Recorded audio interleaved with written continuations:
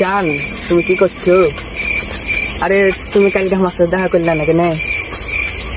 এটা কোনো কথা কইলে তো চলো দুজন মিলে কালকে দেখা করি গে কলকা। এ ভাই তোমরা আমাকে দেখছো কেন? তুই জোরে নিয়ে বেরিয়েছিস বলে কাম করছিস? না ভাই আমি জোরে নিয়ে বেরিয়েছি বললাম জোরে না করে ওর বেটাকে যে মারবো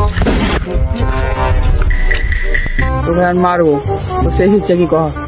তুমি ভাই আমার শেষ ইচ্ছা পূরণ করতে পারবে না। তুই একবার বলে দেখ বোকা চোদের বেটা। ভাই তোমরা আমাকে তাহলে ধলো করে দাও।